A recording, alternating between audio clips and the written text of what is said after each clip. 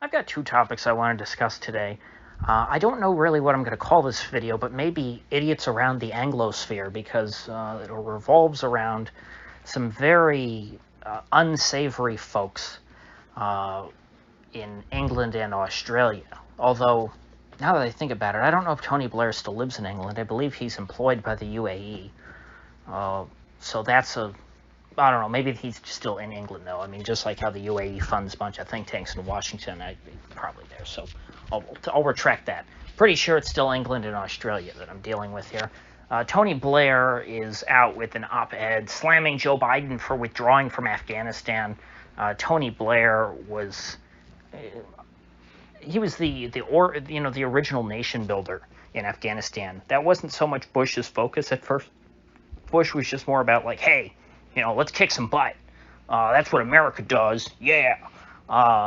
More the cowboy attitude, which Bush used to be associated with. Now, I mean, I don't think anyone would use the term cowboy to describe George Bush these days, but back then that was his reputation, and Tony Blair added the British sophistication to the invasion of Afghanistan and said, hey, this group that's Al-Qaeda, that's made up of a bunch of people who aren't from Afghanistan. It seems kind of odd that we're going to war with the Afghan government, which at the time was the Taliban, is now, of course, again the Taliban, when the enemy, you would think, from 9/11 was Al-Qaeda. Why wouldn't you just go after Al-Qaeda? And Tony Blair came out and he, made a very sophisticated appeal and said, oh, well, this is our chance to reform this backward society and to stand up for women's rights. And, we'll turn Afghanistan into the next West Germany. That was the idea. That was always what Afghanistan was supposed to be, which is why, of course, you could never pull the troops out, because we never pulled the troops out of West Germany. But at the end of the day, Afghanistan turned out to be more like East Germany than West Germany. If those of you remember, what was the catalyst, really, for the fall of the Berlin Wall and of East Germany? It was Gorbachev pulling the troops out of East Germany. He pulled the troops out, and he said, you know what, I'm not gonna prop this government up anymore. And as soon as he did, the whole thing came apart, and West Germany took over the East.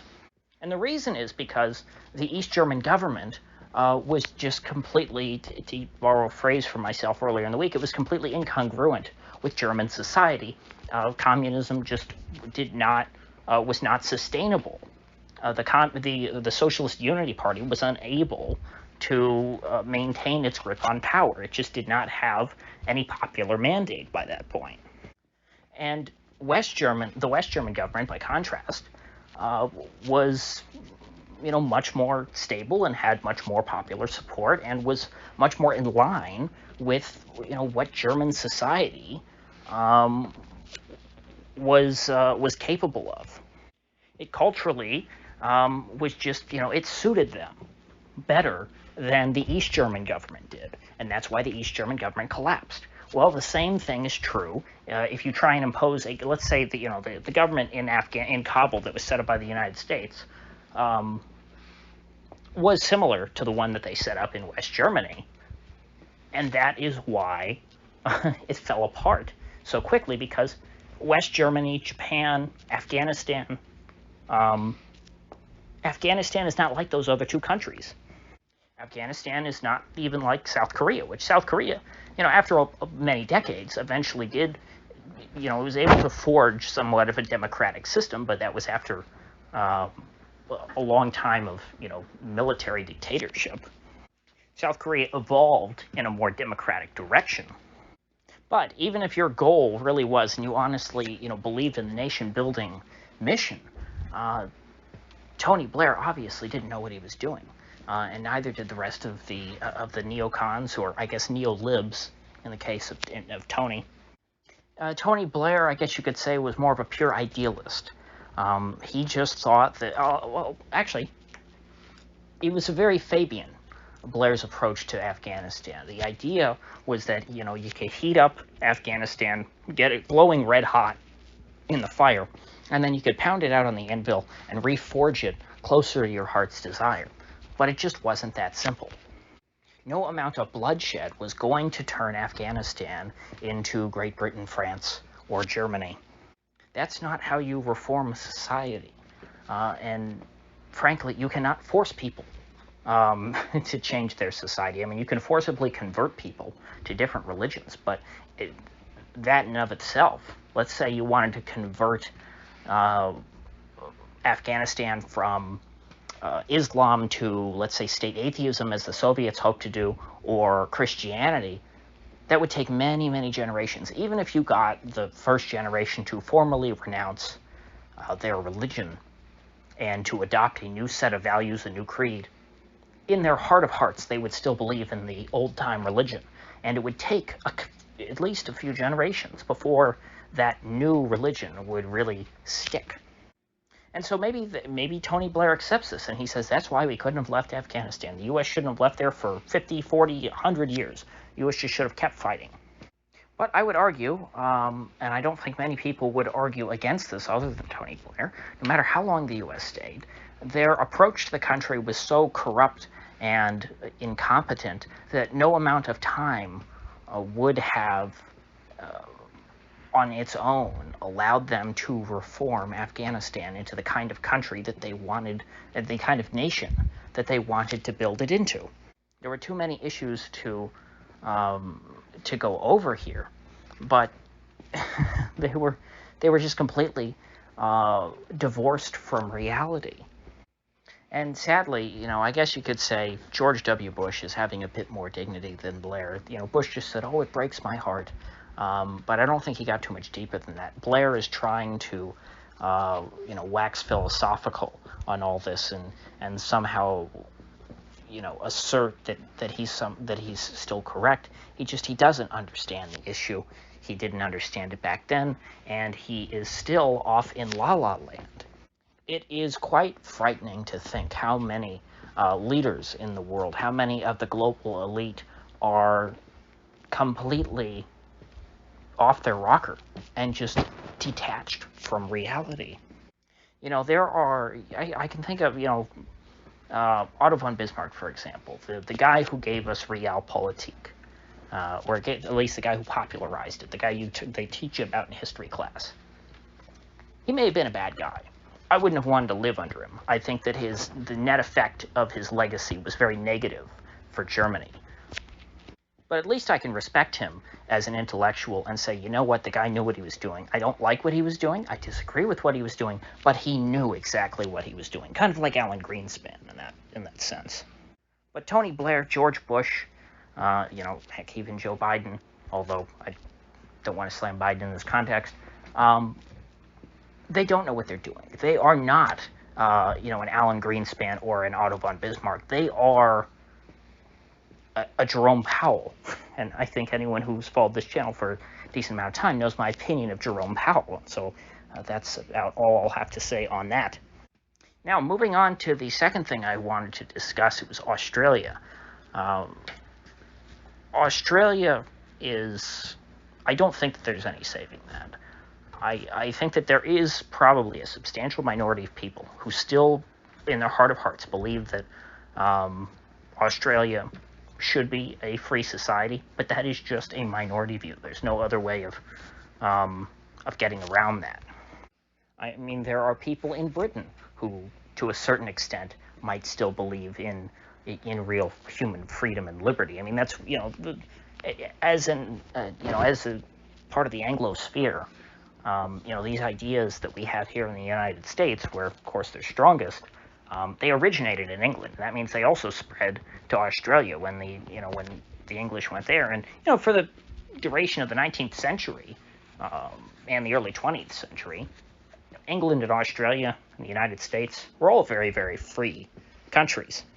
And I don't have time or the energy really to go through and try and dissect how these three places diverged and how different they are today. But needless to say, England and Australia, and I use England, not Scotland, because I use that purposefully because I'm trying to separate out English culture. I don't want to lump in Scotland to this because Scotland has its own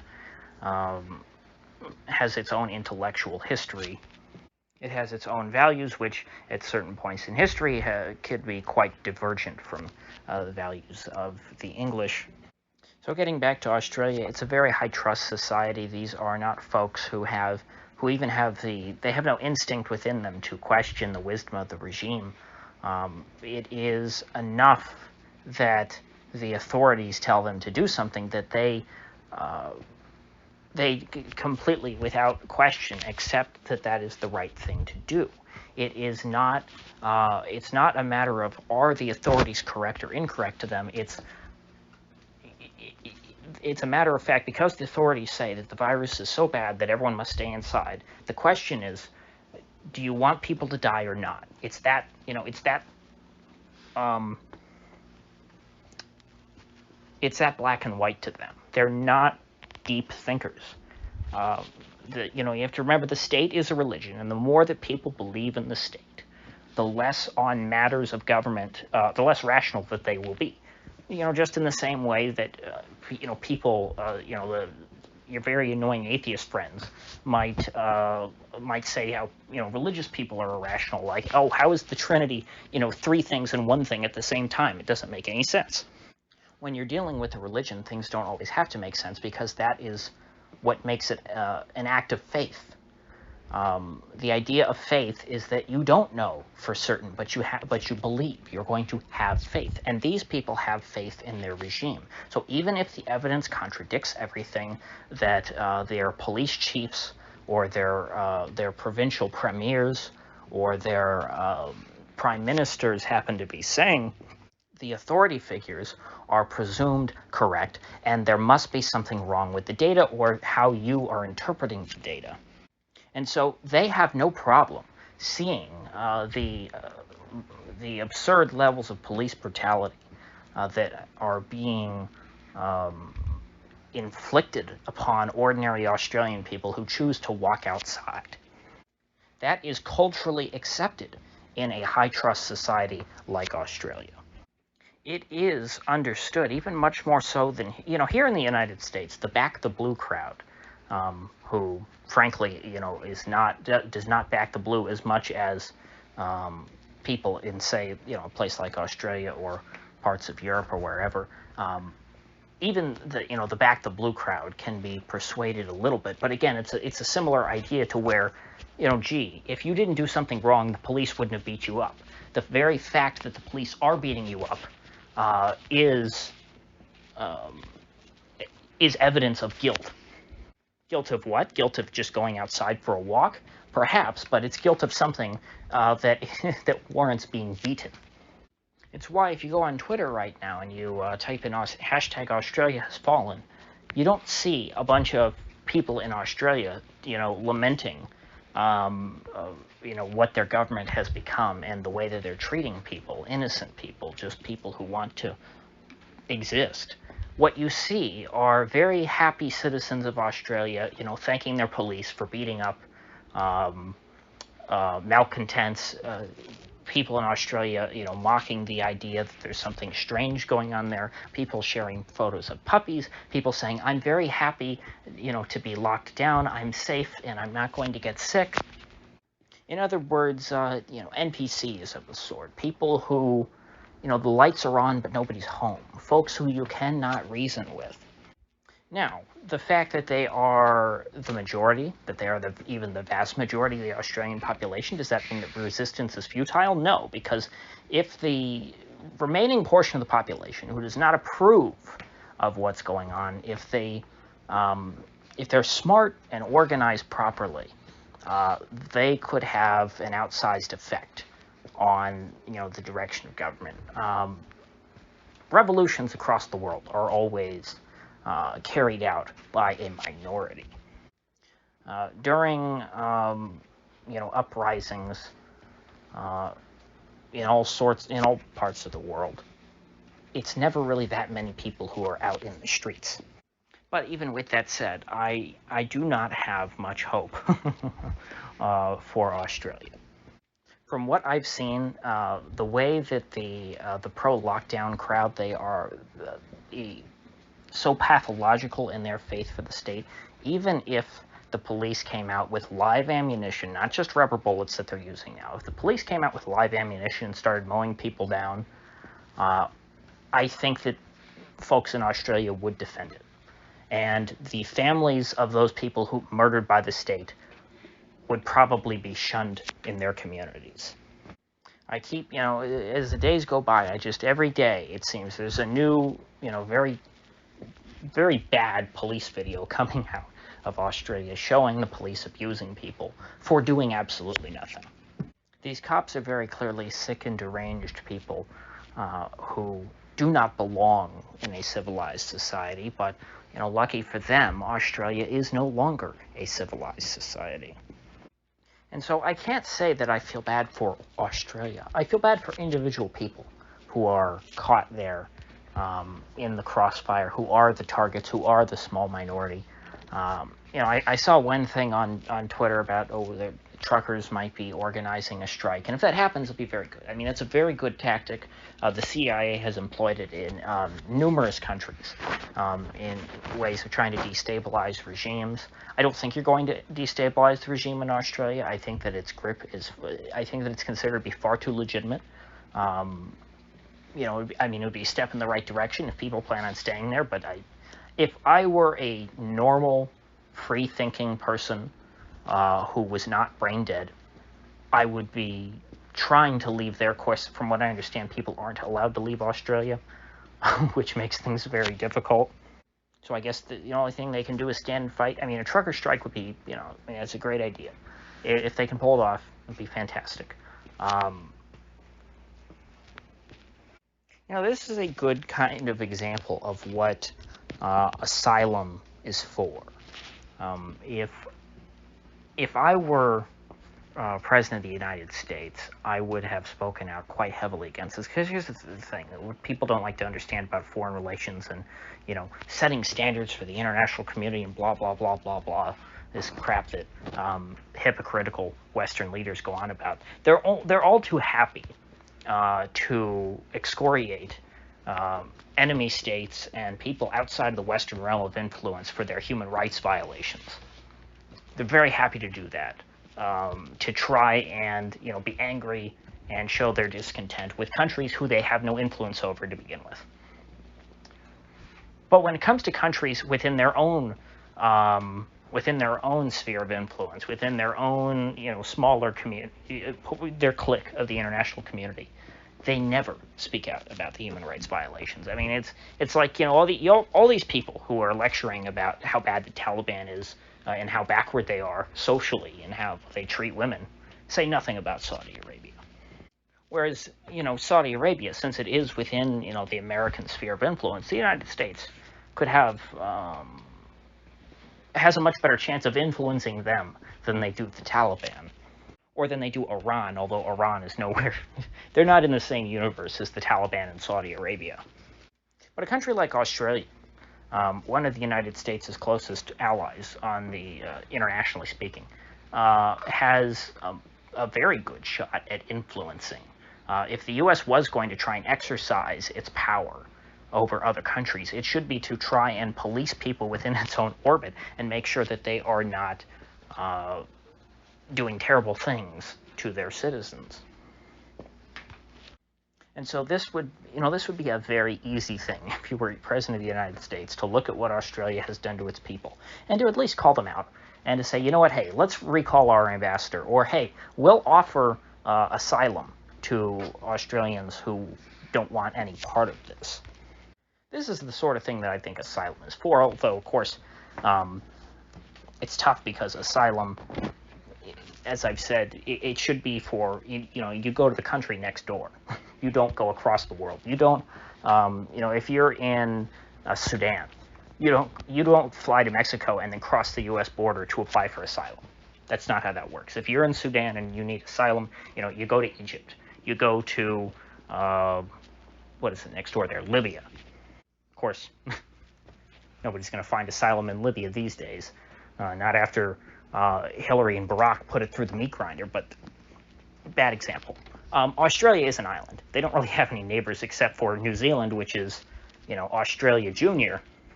So in that case, for either Australia or New Zealand, I think it would be acceptable for a country as close to them culturally, politically, and historically as the United States to offer asylum to its citizens if those countries fall victim to authoritarian regimes as they have. And that might not necessarily change Australia's behavior, but at least maybe it would shine some light on them. I mean, if you're president of the United States, you got a huge bully pulpit. Shine some light on these poor people. Especially, just do it, even out of spite, because all the other Western countries were oh so happy to rag on the United States for our problems of police violence, which are real. I accept that. I think that, I don't think our cops are have a sterling record either. Of course, I think it's a more complicated issue than just that. It's not just police bad. There's more complicated matters there. I think that legislators who whine about police brutality, they're the ones who empower the police to commit these acts of brutality. Something I think that people in Australia understand full well. They understand that it is the supposedly democratically elected government of Australia that is empowering the police to do these things. But back to what I was saying. In a place like Australia, no one who supports the Australian government has any leg to stand on when it comes to criticizing American cops. It's just you're total hypocrites. We're not going to accept that for a minute. No one who supports the regime in Australia gives a damn about police brutality or civil rights or human rights or any of that garbage. What they care about is authority. And the same is true in France, with how France has been treating its people, shooting water cannons. I mean, you look at France, Paris, an ordinary weekend these days, it looks like, Birmingham in the 60s. You'd think that Bull Connor was the sheriff of Paris. So, it must feel really hopeless to be a normal, or I shouldn't say normal, to be a right-thinking Australian, someone who, has their own brain and just doesn't, blindly obey the regime these days. Because what can you do? You've got nowhere to go. No one will listen. In fact, it's worse than no one will listen to you. You're constantly ridiculed as a crackpot and, just belittling. There's no compassion. There's no, hey, I understand that you think that your civil and human rights are important, that you think that being able to go outside and get fresh air is important, but this is a really important situation, and the virus is just so bad that it has to overwhelm your right to go outside and breathe fresh air. But they don't do that. They belittle, they mock, they they choke you out, they run you over with police cars. They kick you while you're down after you get run over with the car if you try and pick yourself up. They kick you in the head. Oh, and did I mention that Australia is building a gulag? They're building a coof camp for people who are, higher risk or whatever. Probably people who refuse to take the vaccine will be sent to the coof camp. I mean, the only thing left that Australia has, the only way that they could get more extreme, is if they, start building gas chambers. I mean, I was trembling to even say that because it sounds so absurd, but that's the only thing they haven't done. They've got a gulag, or a concentration camp, whatever you want to call it. They're building that. They beat people up for just going outside. I mean, I don't think the Nazis even did that, unless you lived in a Jewish ghetto. You know what? That's probably the closest analog, now that I think about it, to what to what Australia is these days. It is a ghetto, a giant ghetto. It's turned yet again into an open-air prison. Because even in the days of Stalin, I mean, people were allowed to walk around outside without getting kicked in the head by the NKVD or your local street cop. I mean, Stalin was bad, but he wasn't that bad. Stalin went after people who, were political dissidents and things like that, people who didn't do their job well, mid-level bureaucrats who failed to meet their quotas. Those were the people who got, who had a rough time under Stalin. But I mean, if you're just trying to mind your own business and, go back and forth from the, to the factory, from what I understand of Soviet history, and I'm somebody who's, normally Normally they would say, I'm too critical of Stalin, the Soviet Union. I overestimate how many people were murdered by that regime, how many millions. Even I don't think that they were doing the kinds of stuff we're seeing in Australia. Although, I mean, you could say the same thing about no-knock raids back when during the Cold War in Soviet times. The KGB were not as bad as American SWAT teams or the FBI because at least they had the courtesy to knock in the middle of the night before they came and took you away to the gulag. So, to sum up, Tony Blair needs to shut his mouth and not speak about these things again. He has zero credibility. He is a bad human being, and he is still not been tried for war crimes, I believe. And Australia is a godforsaken island with very few, relatively few, decent people left. I hope that those few people find some peace. Hopefully not the kind of peace like from death. I would prefer the kind of peace from, getting away from there and being able to make it out to somewhere else. I'm not a big fan of. I'm not somebody who's always jumping. Oh, let's take refugees. But I mean, people who want freedom, who live in Australia, probably would be good candidates for refugees to the United States. Culturally, it would be pretty easy for them to blend in. I'm sure the next generation, as soon as their kids grow up, they'll be completely immersed in American society. It won't take long, and they will have the memories and the stories from their parents of why they came here to escape blatant tyranny. But that's not going to happen. Not under this administration. I don't think under the Trump administration either. I don't think that Trump would have gone and intervened in Australian affairs that way. I think he would have kept his mouth shut. Which, of course, I mean, in terms of the interests of the United States, that's the smartest thing to do. There's no reason to go riling up relations with Australia when the U.S. has no problems with them currently. It wouldn't be the America First thing to do to try and speak out on behalf of those people. But personally, I don't think that I could resist. It would be a very low-cost thing to do. So, with that said, I will see you folks back here tomorrow.